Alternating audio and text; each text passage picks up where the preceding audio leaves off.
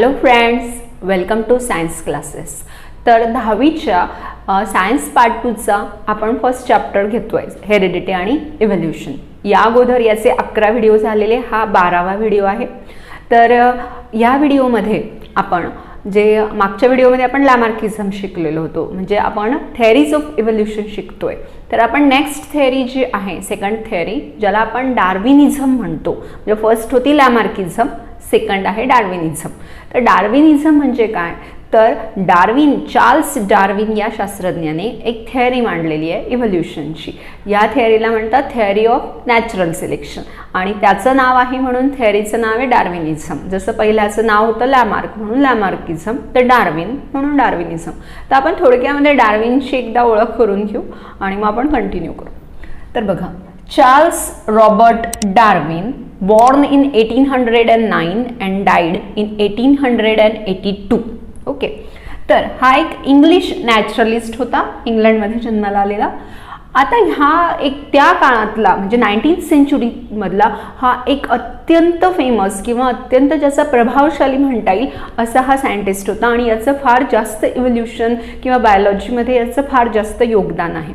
तर या सायंटिस्टने काय केलं की त्या काळामध्ये असणारे जे सगळे खूप जास्त प्रवास केला, आणि त्या काळामध्ये जेवढे काही काय म्हणता येईल त्याला आपल्याला लिव्हिंग फॉर्म्स असतील, आजूबाजूचे प्राण्यांमध्ये वनस्पतींमध्ये जे व्हेरिएशन्स असतील सगळ्यांमध्ये, प्लांट्स आणि ॲनिमल्समध्ये, प्लस एक्सटिंक्ट फॉर्म्स जे होते म्हणजे फॉसिल्सच्या आधारे त्याने या सगळ्यांचा अभ्यास केला. आता हे अभ्यास करताना त्याने प्रवास केले, आणि त्यासाठी बघा त्याने ज्या शिपमधून प्रवास केला, त्याने खूप जास्त प्रवास केला, जवळपास एखाद्या वर्ष. आणि हे जे शिप होतं, शिपचं पण नाव बघा, HMS बीगल नावाचं हे शिप आहे. ज्या शिपमधून चार्ल्स डार्विनने प्रवास केला, त्याने सगळे स्पेसिमेन्स म्हणजे सॅम्पल्स कलेक्ट केले. ह्या सगळ्या सॅम्पल्सचा काळजीपूर्वक अभ्यास केला. अजूनही हे सॅम्पल्स जे आहे ते तिथल्या जी सायन्सच्या ज्या म्युझियम्स असतात तिथे आहे इंग्लंडमध्ये. तर त्याने साऊथ अमेरिका आणि गॅलापॅगॉस आयलंड्स हे ज्वालामुखीच्या उद्रेकामुळे, बघा जे आपण ज्याला वल्कॅनोज असतात बघा, ज्वालामुखीचे समुद्राच्या तळाशी त्यांचा जर स्फोट झाला तर त्या लाव्हारसामुळे समुद्रामध्ये काय निर्माण होतात, असंख्य असे बेट अचानक जन्माला येतात. मग असेच गॅलापॅगॉस आयलंड्स नावाचे पण आयलंड्स हे काही बॅरियर्समुळे म्हणजे मूळ बेटांपासून वेगळे झालेले आहेत, आणि या बेटांवरती वेगवेगळ्या प्रकारच्या प्राणी आणि वनस्पतींमध्ये विविधता आढळते. म्हणजे अचानकपणे जर फूड बदललं, एन्व्हायरमेंट बदललं, तर प्राण्यांमध्ये पण बदल होऊ शकतो. असे पण म्हणजे तिथे तुम्ही एक्झाम्पल आहे फिंचेसचं वगैरे काही बर्ड्सचं. या बर्ड्समध्ये खाण्यापिण्याच्या पद्धती बदलल्या, त्यामुळे काय बदलत गेलं, त्यांचं इतकं बिहेवियर चेंज झालं की काही नवीन स्पेसिस जन्माला आल्या. आणि हे असे असंख्य ऑब्झर्वेशन्स आहेत. इतरही बरेच आयलँड्सवरती जाऊन त्याने अभ्यास केला, आणि या अभ्यासांच्या आधारे त्यांनी एक थेअरी मांडलेली आहे. तर त्याचं ही थेअरी ज्यांनी ज्या बुकमध्ये मांडली त्या बुकचं नाव आहे on the origin of species bye natural selection. म्हणजे डार्विनच्या थेअरीमध्ये नॅचरल सिलेक्शन फार महत्त्वाचं मानलेलं आहे, आणि म्हणून त्याने एक कन्सेप्ट मांडलेली की ॲक्च्युली ज्या स्पेशीज तयार होतात ह्या नेचरने सिलेक्ट केलेल्या असतात. म्हणजे नेचर सिलेक्ट द स्पेसीस. कोणी जिवंत राहायचं, कोणाची नवीन स्पेसीस होईल आणि कोणी एक्सटिंक्ट व्हायचं हे नेचर सिलेक्ट करतो. मग आपण कशा प्रकारे सिलेक्ट करतो आधी ते बघू. म्हणजे असं नाही आहे की नेचर म्हणते की चला तू आवडलास तू सिलेक्ट होतो, नाही आवडला तू जा, असं नाही. त्याच्यामुळे आपल्याला आधी या थेअरीचे महत्त्वाचे पॉईंट्स बघायला लागतील, ज्याला आपण पॉस्च्युलेट्स म्हणतो. तर मग आता आपला पुढचा पॉईंट आहे द पॉस्च्युलेट्स ऑफ डार्विन्स थेअरी. तर आता आपण बघतो की डार्विन्सच्या थेअरीचे मेन पॉस्च्युलेट्स. तर पॉस्च्युलेट्स म्हणजे काय, तर पॉस्च्युलेट्स म्हणजे बघा the important points on which theory is based. असे इम्पॉर्टंट पॉईंट्स ज्यावरती एखादी थेअरी अवलंबून असते किंवा डिपेंड असते, अशा पॉईंट्सला आपण पॉस्च्युलेट्स म्हणतो. तर डार्विन्सच्या थेअरीचे 7 महत्त्वाचे पॉईंट्स आहेत, म्हणजे 7 मेन पॉईंट्स. बघा, geometric increase, limited food and space, struggle for existence, variations, natural selection or survival of the fittest, inheritance of useful variations आणि speciation. तर आपण आता वन बाय वन प्रत्येक पॉस्च्युलेट बघू. पहिलं आहे ते आहे जॉमेट्रिक इन्क्रीज. तुम्ही मॅथमॅटिक्समध्ये प्रोग्रेशन शिकलेला आहात, आता तुम्हाला फक्त अरिथमॅटिक प्रोग्रेशन्स आहेत, पण आता इथे आहे जॉमेट्रिक प्रोग्रेशन. जॉमेट्रिक प्रोग्रेशन म्हणजे बघा की कुठलाही जे लिव्हिंग ऑर्गॅनिझम असेल तो जॉमेट्रिकल इन्क्रीज असतं त्याच्यामध्ये. म्हणजे कसं, तर समजा 1 असेल तर 1 असेल तर समजा आपण 2 असेल तर 4 असेल तर 8, 16, म्हणजे अशा प्रकारे ते डबल अप होत जातात आणि अशा रेटमुळे म्हणजे प्रचंड प्रमाणात ते रिप्रोड्यूस करतात. याचे एक्झाम्पल आता आपण पॅरामेशियम हा लिव्हिंग ऑर्गॅनिझम आपल्याला माहिती आहे, प्रोटिस्टा ह्या ग्रुपचा आहे तो. तर हा जो पॅरामेशियम आहे हा साधारण बघा चप्पल शू किंवा चप्पलचं जे शू असतं सोल त्या टाईपचं त्याचा शेप असतो. तर हा ऑर्गॅनिझम 24 तासामध्ये रिप्रोड्यूस होतो. आणि सिमिलरली काही ज्या बॅक्टेरिया असतात या बॅक्टेरिया 20 मिनिट्सला डबल होतात. मग अशा रेटने म्हणजे डबलिंग रेट इतका त्यांचा असतो, त्यामुळे समजा जर पॅरामेशियम तसाच राहिला तर 5 महिन्यांमध्ये त्यांची संख्या प्रचंड वाढून जाईल 10-20 मिलियन्सच्या पुढे. आणि साधारणपणे 5 ते 10 वर्षांमध्ये ते 10 वर्षात इतके वाढतील की पृथ्वीच्या वजनाच्या 10,000 पट त्यांची संख्या होईल. इतक्या प्रचंड ग्रोथ रेट आहे त्यांचा. बॅक्टेरियाचं पण आता तुम्ही बघा 24 तासांमध्ये ते डेव्हलप होतात, म्हणजे 20 मिनिटांमध्ये. तर साधारणपणे ते त्यांच्या संख्येच्या डबल आणि हे व्हायला त्यांना 1-2 दिवस पुरेसे असतात आणि साधारण 2-5 महिन्यात ते एंटायर अर्थ कव्हर करू शकतात. इतका प्रचंड ग्रोथ रेट असतो. मग हा फक्त बॅक्टेरियाला आणि प्रोटिस्टालाच आहे का, तर नाही, बऱ्याचशा प्लांट्समध्ये असंख्य ॲनिमल्स पण ह्याच ग्रोथ रेटने वाढत असतात. साधं आपण बघू की काही प्लांट्स साधारणपणे त्यांच्या लाईफ स्पॅनमध्ये 1 मिलियनपेक्षा जास्त स्पोर्स क्रिएट करतात. उदाहरणार्थ बरेचसे फर्न्स वगैरे प्लांट. आणि सगळ्यात जास्त स्लो ग्रोथ रेट आहे. आता तुम्ही म्हणाल सगळेच थोडी एवढ्या फास्ट रेटने रिप्रोड्यूस होतात. आता आपण एलिफंट्सचं एक्झाम्पल घेऊ. एलिफंट्स साधारणपणे वयाच्या 30व्या वर्षी ते मॅच्युअर होतात. मॅच्युअर म्हणजे ते पिलांना जन्म देण्यासाठी तेवढे सक्षम होतात. त्यांना त्याच्यासाठी 30 वर्ष लागतात आणि साधारण लाईफ स्पॅन त्यांचा 90 वर्षांचा 90 इयर्सचा लाईफ स्पॅन आहे. तर म्हणजे आफ्टर 60 इयर्स जो त्यांना काय पिरियड मिळत असेल याच्यामध्ये जरी त्यांनी रिप्रोडक्शन केलं तरीही एक साधारणपणे 750 वर्षांमध्ये पूर्ण हत्तींवर 19 मिलियनपेक्षा जास्त प्रमाणात एलिफंट्स येऊ शकतात. म्हणजे सगळीकडे एलिफंट्सच. म्हणजे काय, तर कुठलीही स्पेशीज असो तिचं रिप्रोडक्शन कसं होतं, जॉमेट्रिकली रिप्रोडक्शन होतं. म्हणजे कसं डबल होत जातात संख्या. म्हणजे growth rate are very very high, म्हणजे प्रचंड ग्रोथ रेट असतात. मग आता प्रचंड ग्रोथ रेटचा सेकंड पॉस्ट्युलेट बघा आपण त्याच्यानंतरचं, लिमिटेड फूड अँड स्पेस. आता ग्रोथ रेट आहे कसं, जॉमेट्रिक आहे, पण फूड ग्रोथ असते ती अरिथमॅटिक असते. अरिथमॅटिक म्हणजे कसं, आता इथे आपण बघितलं की 2 2 जा 4, 4 2 जा 8, 8 2 जा 16. इथे मात्र 2 + 2 + 2 + 2. आता अरिथमॅटिक प्रोग्रेशन तुम्हाला माहीत आहे. तर त्याच्यामुळे फूड ग्रोथ जी असते किंवा जे काय असेल ह्या सगळ्या गोष्टी, ज्यामुळे फूड तर काही वाढत नाही, ते तर अरिथमॅटिकलीच वाढत असतं आणि जॉमेट्रिक इन्क्रीज होत राहते. कशामध्ये, त्यांच्या संख्येमध्ये. आता साधी गोष्ट आहे बघा, ह्या दोघांचा परिणाम काय होईल की पॉप्युलेशन तर प्रचंड वाढतीये, पण त्या प्रमाणामध्ये फूड, शेल्टर, स्पेस या गोष्टी नाही वाढत आहे. म्हणजे अन्न तेवढ्या प्रमाणात वाढत नाही, जागा तेवढ्या प्रमाणात वाढत नाहीये, पाणी किंवा इतर सगळ्या ज्या गोष्टी आहे ह्या गोष्टी तर वाढत नाहीये. मग याचा अर्थ काय होईल, तिथे स्ट्रगल होणं अनिवार्य आहे. म्हणजेच कशासाठी स्ट्रगल होईल, there is a competition for what, there is a competition for food, there is a competition for space, that is for shelter, there is a competition to get the mate, म्हणजे आपला partner मिळवण्यासाठी पण competition होणार. मग ह्या प्रत्येक गोष्टीसाठी जे कॉम्पिटिशन होतं त्याला त्याने नाव दिलं स्ट्रगल फॉर एक्झिस्टन्स. मग आता पहिली गोष्ट कळेल तुम्हाला की वाढ तर जॉमेट्रिकली इन्क्रीज होते. 2, फूड सप्लाय आणि जी स्पेस आहे ती मात्र लिमिटेड आहे, कारण त्याची ग्रोथ तर अरिथमॅटिक होत आहे.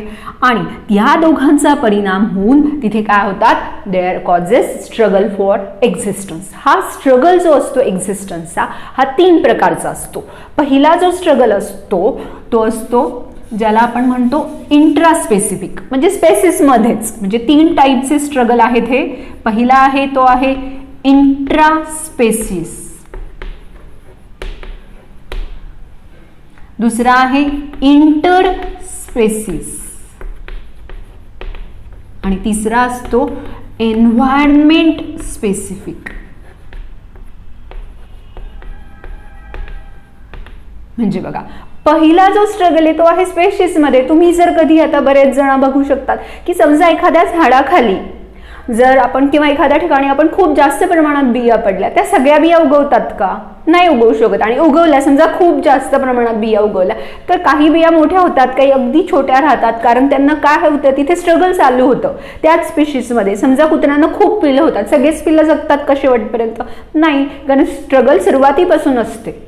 आईचं दूध मिळवण्यापासून अन्न मिळवण्यापर्यंत या प्रत्येक गोष्टीमध्ये त्यांच्यामध्ये फाईट निर्माण होते. आणि या फाईट किंवा हा जो स्ट्रगल असतो हा सगळ्यात महत्त्वाचा असतो, कारण इंट्रास्पेसिस स्ट्रगलमध्ये जास्त महत्त्वाचं आहे की किती ऑर्गॅनिझम त्या स्पेसिसचे जिवंत राहतील. दुसरा असतो इंटरस्पेसिस. इंटरस्पेसिस स्ट्रगल कुठे होतो? तो आता उदाहरणार्थ बघा, जंगल आहे आणि जंगलामध्ये हंटिंग करणारे सगळे ॲनिमल्स आहेत, प्रिडेटर्स आहेत. तर आता ह्या प्रिडेटर्समध्ये वाघ आहेत, सिंह आहेत, किंवा मग आपण बाकीचे सगळे जे काय प्रिडेटिंग ॲनिमल्स असतील ते सगळे ॲनिमल्स आहे, वुल्फ असतील वगैरे सगळे. तर ह्या सगळ्या ॲनिमल्समध्ये आता काय होणार? स्ट्रगल होईल. हा स्ट्रगलला काय म्हणणार तुम्ही? Interspecific struggle. सॉरी. आणि दुसरा असतो तो एन्व्हायरमेंटल स्पेसिफिक. म्हणजे तुम्हाला एन्व्हायरमेंटशी स्ट्रगल करावा लागतो. अचानकपणे एन्व्हायरमेंट चेंज होतं, सगळ्या गोष्टी बदलतात आणि त्या बदलणाऱ्या एन्व्हायरमेंटनुसार तुम्हाला परत स्वतःला जगवण्यासाठी, म्हणजे त्या स्पेसिसला स्वतःला जगण्यासाठी काय करावा लागतो? स्ट्रगल करावा लागतो. मग याला पण आपण काय म्हणणार आहे? Struggle for existence. एक्झिस्टन्ससाठी काय करावा लागतो? स्ट्रगल करावा लागतो. आणि आता आपण चौथा पॉईंट बघणार आहोत.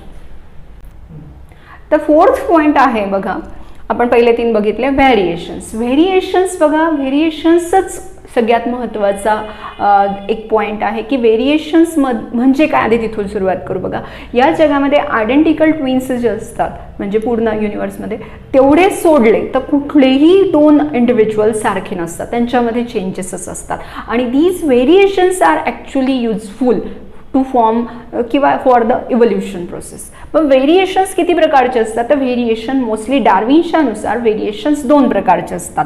तर variations are continuous variation and discontinuous variations. Continuous variations are very slow variations and they are caused due to recombination. जीन्समध्ये रिकॉम्बिनेशन्स होतं आणि त्यामुळे जे व्हेरिएशन्स निर्माण होतात त्याला आपण काय म्हणणार? Continuous variations. ते फार स्लो होतात पण they are mostly useful variations. हे व्हेरिएशन्स एखादी नवीन स्पेशीज घडवण्यासाठी फार महत्त्वाचे ठरतात. while discontinuous evolutions are most times they are very harmful, abrupt असतात, अचानक होतात, ज्याला आपण म्युटेशन्सच म्हणतो. तर म्हणजे continuous variations they are due to recombinations. मात्र आपण म्हटलं इथे लिहिते मी, they are due to recombinations होतं तिथे जीन्स. बरं, आपण जेव्हा सेल सायकल्स घेऊ तेव्हा बघू, हे रिकॉम्बिनेशन्स होतात. आणि डिसकंटिन्युअस व्हेरिएशन्स जे असतात ते म्युटेशनमुळे होतात.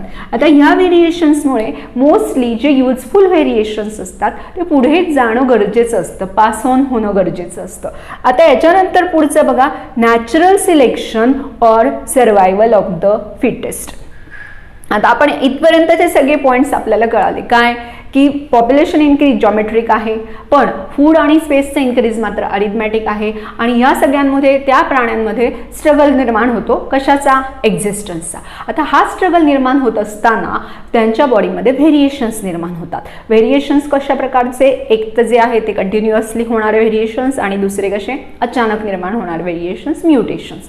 आता ह्या सगळ्यांचा परिणाम म्हणून काय होतं बघा, नॅचरल सिलेक्शन होतं. म्हणजेच ज्याला डार्विनने नाव दिलंय नॅचरल सिलेक्शन, आणि त्याच्याबरोबर जे वॅलेस नावाचे सायंटिस्ट होते त्यांनी त्याला नाव दिलंय सर्वायवल ऑफ द फिटेस्ट. हे वाक्य आपण बऱ्याच वेळेस ऐकलेलं असू शकतं. डार्विन म्हटलं की सर्वायवल ऑफ द फिटेस्ट. मग याचा अर्थ काय? जो फिट आहे तो सर्वाईव्ह होणार. मग याचा असा अर्थ घ्यायचा की जो ताकदवान आहे तो सर्वाईव्ह होणार? तर नाही. दिलेल्या कंडिशन्समध्ये, दिलेल्या जे काय एन्व्हायरमेंट असेल, ॲट दॅट पॉईंट किंवा at that conditions the organism which have useful variations, in that condition only that animal or that organism can survive. म्हणजे बघा, त्या कंडिशनमध्ये ज्या ऑर्गॅनिझममध्ये युजफुल व्हेरिएशन्स असतील परिस्थितीनुसार, तेच सर्वाईव्ह होणार. मग आता असं नीट बघा की मग डायनोसॉर्स तर खूप फिट होते, they are the most powerful reptiles at that time, so Y they become extinct? Why not other small animals like cockroaches? We are still seeing the cockroaches. आपण अजून पण आपल्या घरांमध्ये पण कॉकरोचेस असतात, पण डायनोसॉर्स तर त्याच्या नंतरचे होते आणि त्याच्या आधीच मरून गेले. असं का? कारण जे युजफुल व्हेरिएशन्स असतात ते पास ऑन होत जातात. कुठे पास ऑन होणार? तो पुढच्या पिढ्यांमध्ये. मग आता नीट बघा, मग नॅचरल सिलेक्शन म्हणजे नेचर सिलेक्ट करतो, हे आर्टिफिशियल सिलेक्शन नाही आहे. जसं आपण सिलेक्ट करणारे एखाद्या गोष्टीसाठी, समजा आपल्याला कॅन्डिडेट सिलेक्ट करायचे, मग आपण बघू हा क्रायटेरिया आहे, हा क्रायटेरिया आहे, जे त्या क्रायटेरियामध्ये फिट असतील ते they are selected, others are rejected. म्हणजे ही प्रोसेस कशी आहे? आपण ठरवून घेतलेली, मुद्दाम केलेली आर्बिटरी प्रोसेस आहे. नेचर रँडम सिलेक्शन करतो. रँडम सिलेक्शन म्हणजे कसं? जे त्या कंडिशननुसार सर्व्हाइव्ह करण्यासाठी बेस्ट फिटेड आहे ते काय झाले? सर्व्हाइव्ह होतात. उरलेले दे डाय. एक्झाम्पल घेऊ आपण, बघा चित्ता आणि जे आपण बिबटे आता सगळीकडे बघतोय वाघाला, ते ॲक्च्युली ते बिबटे असतात. तर हे जे बिबटे आहे ते सर्व्हाइव्ह झाले. त्यांचं पण बघा, त्यांची पण परिस्थिती चेंज झालेली आहे, त्यांच्या पण आजूबाजूचा सगळा जंगलं कमी झाले, पण दे फिट. त्यांनी काय केलं? They get fitted to the conditions. त्यांनी मग माणसांच्या कंडिशन्सचा, आजूबाजूच्या परिस्थितीचा अभ्यास केला. शेतांमध्ये लपता येतं, माणसांच्या जवळपास झाडांवर बसता येतं, वॉच ठेवता येतो आणि हल्ले करून स्वतःचा जीव स्वतःसाठी काय करता येतं? जगता येतं. पण हे चित्त्यांना प्रचंड शिकार झाली, त्यांना परिस्थितीनुसार नाही ॲडजस्ट करता आलं, जंगलं सोडून माणसांच्या वस्त्यांमध्ये येणं त्यांना अशक्य झालं आणि त्यामुळे ती स्पेसिस एक्सटिंक्ट झाली. म्हणजे नेचरने सिलेक्ट केलं का? तर नाही. हो पण आणि नाही पण. हो कसं? तर कंडिशन बदलल्यामुळे ते बदलत्या कंडिशननुसार they can't adapt to themselves. त्यांच्याकडे तसे युजफुल व्हेरिएशन्स नव्हते, म्हणून ते काय झाले?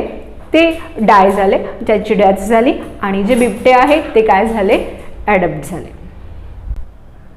तर आपण आता बिबट्यांचं आणि चित्त्यांचं एक्झाम्पल बघितलेलं की ते कशा प्रकारे ॲडॅप्ट झाले. आता आपण नेक्स्ट पॉईंट बघतोय की इनहेरिटन्स ऑफ युजफुल व्हेरिएशन्स. म्हणजे डार्विनच्या मतानुसार जे युजफुल व्हेरिएशन्स असतात ते काय होतात? नेक्स्ट जनरेशनमध्ये इनहेरिट होतात. आता नेक्स्ट जनरेशनमध्ये ते इनहेरिट झाले की त्यांच्यामध्ये अजून थोडंसं काय होतं? बेटरमेंट होतं. आता आपण एक एक्झाम्पल घेऊ. समजा प्लांट्समध्ये काही एखादं युजफुल व्हेरिएशन आले की ड्रॉट कंडिशन्स ज्या असतात त्या ड्रॉट कंडिशनमध्ये, ड्रॉट म्हणजे पाण्याची कमतरता, तर ड्रॉट कंडिशन्समध्ये समजा प्लांट्स काय आहे? सर्व्हाइव्ह होत आहे, ज्यांच्यामध्ये वॉटर रिटेन्शन कपॅसिटी वाढली. एक साधं व्हेरिएशन झालं काय? की पाणी साठवून ठेवण्याची क्षमता, ज्याला आपण म्हणणार वॉटर रिटेन्शन कपॅसिटी, तर ही कपॅसिटी समजा त्यांची वाढली, तर हे युजफुल व्हेरिएशन आहे. आणि आता हे व्हेरिएशन पुढच्या जनरेशनमध्ये ट्रान्सफर झालं किंवा ट्रान्समिट झालं. तर आता हे ट्रान्समिशन जे होतं किंवा हे जे आहे ते याच्यामध्ये अजून थोड्याफार प्रमाणात, अजून जास्त प्रमाणात इम्प्रूव्ह केलं जाईल हळूहळू.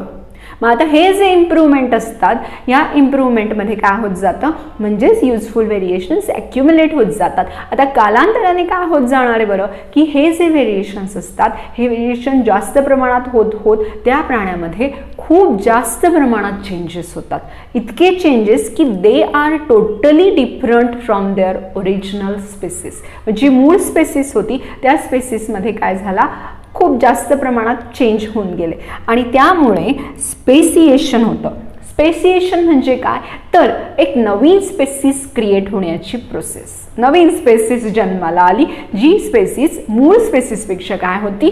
चेंज होती. कधी कधी मूळ स्पेसिस पण तशीच राहते. आता उदाहरणार्थ आपण एखादं एक्झाम्पल घेऊ की एखादा प्राण्यांचे ग्रुप फिरत असतात बघा. मग मूळ ग्रुप आहे तिथेच राहिला किंवा तशाच कंडिशनमध्ये राहिला, पण एखादा ग्रुप फिरत वेगळ्याच कंडिशनमध्ये गेला. मग आता समजा तिथे जॉग्राफिकल बॅरियर्स आले, जसं मी तुम्हाला मगाशी फिंचेसचं एक्झाम्पल दिलं, एक बर्ड्स आहेत तर काही बर्ड्स होते ते जे आहे ते बर्ड्स एका आयलँडच्या एका अशा भागामध्ये अडकले की जिथे बर्ड्स होते छान उडणारे, विंग्स होते पॉवरफुल, जे सी डायव्हिंग करून मासे खात होते.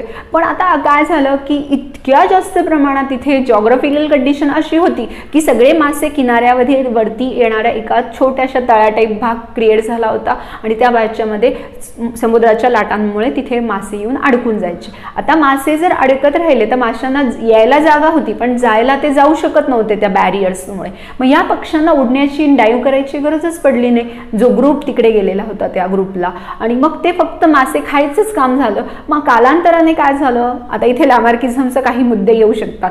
कसं की विंग्सचा यूज झाला नाही, विंग्सचा यूजची गरजच पडली नाही कारण सगळं फूड तिथेच होतं अवेलेबल. मग यूज नसल्यामुळे काय झालं, हळूहळू विंग्स काम करायचं काय झाले, फंक्शनलेस झाले आणि मग यांना गरज काय होती तर चालण्याची गरज होती. त्याच्यामुळे ते जास्त चांगले चालायला लागले आणि एक हळूहळू कालांतराने, आता आपल्याला माहिती आहे स्पेसिस काय 1 आणि 2 4 वर्षामध्ये क्रिएट होत नाही. It is a very long process कारण evolution is a slow and gradual process. मग या प्रोसेसमध्ये या नवीन बर्डची स्पेसिस जन्माला आली पण ओरिजिनल स्पेसिस कुठेतरी ज्या ओरिजिनल पार्टमध्ये जिवंत होती. हेच एक्झाम्पल कदाचित आपण पुढच्या टॉपिकमध्ये जेव्हा ह्युमन इव्होल्युशन घेऊ तेव्हा आपल्या लक्षात येईल की बऱ्याच जणांना प्रश्न पडतो की माणसं आहे मग माकडं कशाला. तर एक त्या ब्रांचेस असतात, काही ग्रुप तिथेच राहतात, काही ग्रुप डायव्हर्ट होतात जातात आणि मग त्यांच्यामध्ये हळूहळू चेंजेस होतात, युजफुल व्हेरिएशन्स होतात. नेचर ते व्हेरिएशन सिलेक्ट करतो, हे व्हेरिएशन पुढच्या पिढ्यांमध्ये पास ऑन होत जातात, अजून चांगले चांगले होत जातात आणि कालांतराने काही वर्षांमध्ये, काही हजार करोड वर्षांमध्ये एका नवीन स्पेसिसचा काय होतो, जन्म होतो. मग आता तुम्हाला डार्विनच्या स्पेसिसचे म्हणजे डार्विनच्या थेअरीचे सगळे मेन पॉईंट्स कळाले. आता मी तुम्हाला एक छोटंसं एक्झाम्पल सांगते फक्त, म्हणजे तुम्हाला डार्विनची थेअरी कंप्लीट समजेल. तर इंग्लंडमध्ये बर्किंगहॅम पॅलेस नावाचा एक एरिया आहे. ह्या एरियामध्ये मॉथ्स होते. मॉथ्स सगळ्यांना माहिती आहे, मॉथ्स म्हणजे काय तर छोटे छोटे फुलपाखरांसारखे पाकोळे असतात, त्या पाकोळ्यांना आपण मॉथ्स म्हणतो. मग हे मॉथ्स 2 कलरचे होते, एक ग्रे कलरचे मॉथ आणि एक ब्लॅक कलरचे मॉथ. ग्रे म्हणजे थोडासा पण व्हाईट लाईट कलरचे आणि एक डार्क कलरचे. आता सुरुवातीला काय झालं की झाडं जे होते तर तिथे जेवढ्या झाडं होते त्या झाडांवरती काही लायकेन्स म्हणजे एक प्लांट्स ग्रुप आहे आपल्याला माहिती आहे लायकेन्स. तर लायकेन्स जे आहे हे लायकेन्स तिथे राहायचे म्हणजे झाडांवरती त्यांची ग्रोथ होत होती झाडांच्या बार्क म्हणजे साली खोडावरती. तर मग त्यामुळे त्या ग्रेइश कलरचे असेल डार्क कलरमध्ये मग काय झालं की डार्क कलर आणि एक एकदम ब्लॅक आणि एक ग्रे कलर आणि त्याला मॅचिंग होणारं एन्व्हायरमेंट. नीट बघा कसं कलरचं, साधारण थोडंसं व्हाईटिश कलरचं किंवा लाईट कलरचं खोड, त्या खोडांवरती 2 मॉथ आहे. एक मॉथ कशा कलरचा आहे तर लाईट कलरचा ग्रे कलरचा आणि एक एकदम ब्लॅक कलरचा डार्क. कुठला मॉथ पटकन दिसेल तुम्ही कल्पना करू शकता, कुठला मॉथ पटकन दिसेल तर ग्रे कलरचा मॉथ कॅमोफ्लॅज होईल म्हणजे तो त्या परिस्थितीनुसार तो झाकला जाईल. ब्लॅक कलरचा मॉथ पटकन वरती आपल्याला डोळ्यांना दिसेल. मग हे जे डोळ्यांना दिसणारा मॉथ होता तो पटकन पक्षी त्याला काय करायचे, खाऊन टाकायचे आणि त्यांची संख्या झपाट्याने खाली आली. ओके. पण अचानक काही वर्षांमध्ये इंडस्ट्रियल रिव्होल्युशन झालं आणि त्यामुळे वातावरणामध्ये प्रदूषण निर्माण झालं. Lichens are indicator of good environment आणि लायकेन्स पोल्युटेड वातावरणात जिवंत राहू शकत नाही, त्यामुळे लायकेन्स मरून गेले आणि झाडांचे जे बार्क्स आहेत ते सगळे त्या काळ्या वायूंमुळे सूट किंवा ती काजळी असते त्याच्यामुळे सगळे जे आजूबाजूचे झाडं झाले ब्लॅक कलरची. आता कोणाला बेनिफिट झालं, बदललेल्या एन्व्हायरमेंटचा म्हणजे नेचरने आता सिलेक्शन केलं, रँडम सिलेक्शन आहे की वातावरण बदललं. आता कोण सिलेक्टेड झालं तर ग्रे कलरचे मॉथ आहे ते उठून दिसायला लागले ब्लॅक कलरच्या बार्क्सवरती आणि जे ब्लॅक कलरचे मॉथ होते ते केमोफ्लॅज झाले आणि याच्यामुळे काय झालं, सर्वायवल ऑफ द फिटेस्ट. कोण फिट झालं, नेचरने कोणाला सिलेक्ट केलं, ब्लॅक कलरच्या मॉथ्सला सिलेक्ट केलं आणि हळूहळू त्यांची संख्या वाढायला लागली आणि यांची संख्या कमी झाली. पण ही कम्प्लिटली रँडम प्रोसेस आहे, नेचर कुणालाही फेवर करत नाही, हे लक्षात घ्या. हे आर्टिफिशियल सिलेक्शन नसतं. हे सगळे पॉईंट्स तुम्हाला समजलेले असतील. आता आपण पुढचा पॉईंट बघणार आहे की डार्विनच्या थेअरीला काय बघणार आहे आपण, अपोजिशन झालं की ऑब्जेक्शन्स आहेत, ते ऑब्जेक्शन्स आपण आता बघू. तर डार्विनची थेअरी ॲक्च्युली वाईडली ॲक्सेप्टेड आहे, पण तरीही डार्विनच्या थेअरीला काही मेन ऑब्जेक्शन्स होते. कोणकोणते ऑब्जेक्शन होते ते आपण बघू. की natural selection is not the only factor responsible for evolution, की इव्होल्युशनसाठी नॅचरल सिलेक्शन एक मीन आहे. आता म्हणजे त्याने नॅचरल सिलेक्शनमध्ये सर्वायवल ऑफ द फिटेस्ट वगैरे सगळ्या गोष्टी मांडल्या, पण हे जे इव्होल्युशनमध्ये हे अराईव्ह कसे आले, कशा प्रकारे नवीन स्पेसिस तयार झाली, हे काही डार्विनला एक्सप्लेन करता आलं नाही. म्हणजे नॅचरल सिलेक्शन ही एकच मेव मेथड नाही आहे जी कशासाठी होते, की नेचराच्या इव्होल्युशन प्रोसेससाठी ही एकमेव प्रोसेस फॅक्टर नाही आहे. There are other also factors which are responsible for the evolution. Darwin did not mention any explanation about useful and useless modification. म्हणजे जे युजफुल आणि युजलेस मॉडिफिकेशन्स असतील, म्हणजे उदाहरणार्थ की आपण बघतो की कशा प्रकारे काही कॅरेक्टर्स युजफुल होतात. आता साधं एक एक्झाम्पल आपण बघू की पक्ष्यांमध्ये विंग्स महत्त्वाचे आहेत, बरोबर आहे, पण विंग्स लहानपणी पक्ष्यांना काहीच उपयोगाचे नाही, ते मोठं झाल्यावर त्यांना उडता यायला लागल्यावर त्याचा उपयोग आहे. मग अशी जे मॉडिफिकेशन्स आहे, ह्या मॉडिफिकेशनबद्दल डार्विनने त्याच्या थेअरीमध्ये काहीही एक्सप्लेन केलेलं नाही. आणि next, there is no explanation about slow changes and abrupt changes. आपण ज्याप्रमाणे बघतोय की स्लो चेंजेस मी तुम्हाला सांगितलं की they are due to recombinations. Actually ह्या सगळ्या टर्म्स आत्ताच्या आहे, डार्विनच्या काळामध्ये नाही. डार्विनने फक्त सांगितलं की there are slow changes and there are abrupt changes, पण एक्सप्लेन केलेच नाही की why slow changes occur, why abrupt changes occur and how they are useful, how they cause the formation of a new species. मग आता हा सगळा जो आहे, हे जे आहे 3 ऑब्जेक्शन्स, हे आपल्याला महत्त्वाचे की डार्विनच्या थेअरीला कुठले कुठले ऑब्जेक्शन्स आले. आता त्यानंतर जो महत्त्वाचा टॉपिक येतो तो म्हणजे स्पेसिएशन. आणि काय म्हणता येईल आपल्याला, what is species and what is speciation. तर आपला पुढचा महत्त्वाचा टॉपिक राहिला आहे तो आहे स्पेसिएशनचा. आता स्पेसिस म्हणजे काय? Species these are the group of organism that can reproduce naturally. म्हणजे हे जे ऑर्गॅनिझम असतात हे नॅचरली रिप्रोड्यूस होतात आणि they can produce a fertile organism. म्हणजे त्यांचं जे रिप्रोडक्शन असतं त्याद्वारे ते जो ऑर्गॅनिझम जन्माला घालतात ते काय असतात, फर्टाईल असतात. म्हणजे ते पण तसाच प्राणी पुढे जन्माला घालू शकतात. आपण एक्झाम्पल बघू बघा, लायन आणि टायगर हे दोन्ही पॅन्थेरा या जीनसचे ॲनिमल आहेत, पण हे दोघांचे जीनस जे आहे यांची स्पेसिस वेगवेगळी. का? जीनस तर सेम आहे, त्यांचे बरेचसे कॅरेक्टर्स सेम आहे, पण हे नॅचरली काय होत नाही, रिप्रोड्यूस होऊ शकत नाही. आर्टिफिशियली खूपच क्लोज एन्व्हायरमेंट असेल तर करता येऊ शकतं, पण तरीही त्यांचा जो नेक्स्ट म्हणजे ते जे पुढचा प्राणी जन्माला घालतात त्यांच्या रिप्रोडक्शनमधून, हा प्राणी परत तसाच नवीन प्राणी जन्माला घालू शकत नाही.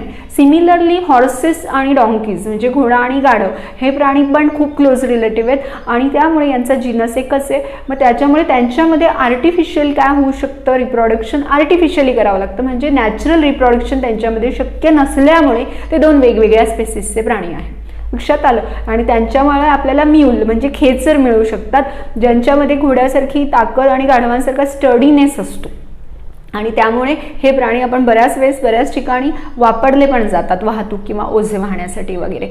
तर मग हे जे आहे हे स्पेसिस तयार झाली. मग ज्या प्रोसेसमध्ये स्पेसिस तयार होईल नवीन, ही एक इव्होल्युशनची प्रोसेस आहे, तिला आपण काय म्हणणार, स्पेसिएशन म्हणणार. का तयार होत असतील, काय कारण असू शकतात स्पेसिस तयार होण्याचे? 1, जॉग्राफिकल कंडिशन्स बदलल्या. 2, रिप्रोडक्टिव्ह चेंजेस झाले शरीरामध्ये. आणि 3, जेनेटिक व्हेरिएशन्स झाल्या, ज्या व्हेरिएशन्समुळे काय होऊ शकतात, असं बाकीचे बदल होतील आणि त्या 2 ऑर्गॅनिझम एकमेकांशी काय करू शकत नाही, मेटिंग करू शकत नाही. तर आता इथे नीट बघा, speciation, formation of new species of plants and animal is the effect of evolution. This is called as speciation. It is the evolutionary process by which population evolve to become distinct species. हळूहळू प्राण्यांमध्ये वनस्पतींमध्ये बदल होतात आणि हळूहळू एक नवीन spaces तयार होते. मग स्पेसिसची डेफिनेशन मी तुम्हाला सांगितले. Species is a group of organism that can produce fertile individuals through natural reproduction. Reasons काय स्पेसिएशनचे? जॉग्राफिकल कंडिशन, रिप्रोडक्टिव्ह चेंजेस आणि जेनेटिक व्हेरिएशन्स. या महत्त्वाचा आहे हा टॉपिक, त्याच्यामुळे हे नोट्स लिहून घ्या. तर याच्यानंतर आता आपला एकच लास्ट टॉपिक राहिला आहे, तो आहे ह्युमन इव्होल्युशन. ह्या टॉपिकमध्ये तुम्हाला डार्विनच्या जे आहे डार्विनच्या थेअरीवरती नोट्स विचारले जातात, राईट शॉर्ट नोट. ह्या नोट्स मी तुम्हाला व्हिडिओच्या शेवटी तुम्हाला नोट्स देते. तर आता महत्त्वाचं काय, तर मी तुम्हाला काही प्रश्न विचारते, ज्याचे उत्तर तुम्ही कमेंटमध्ये मला द्या. तुम्ही आधीचा टॉपिक किती बघितला आहे त्याच्यावर. पहिला प्रश्न आहे की कुठलं शिप आहे ज्या शिपमधून डार्विनने काय केलं, प्रवास केला, व्हायेज. इन विच शिप डार्विन काय म्हणता येईल आपल्याला, कॉजेस व्हायेज. तर त्याने कुठलं जे शिप आहे he use for his voyage. Second जो आहे क्वेश्चन तो आहे write the name of the book by of Darwin. डार्विनने कुठलं बुक रिटर्न केलं आणि why in which book he has publish his theory of natural selection. मग हे 2 क्वेश्चन्स आहे. हे 2 क्वेश्चनचे आन्सर तुम्हाला आले तर तुम्ही खाली कमेंटमध्ये ते आन्सर्स लिहून मला पाठवा, मग मी तुम्हाला सांगते. पुढचा लास्ट टॉपिक आहे. इथे जर ज्यांचं मागचं राहिलेलं असेल त्यांनी प्लेलिस्ट बघून घ्या. मागचे सगळे व्हिडिओ प्लेलिस्टमध्ये मी देते आहे. तोपर्यंत अभ्यास करत राहा. Good bye.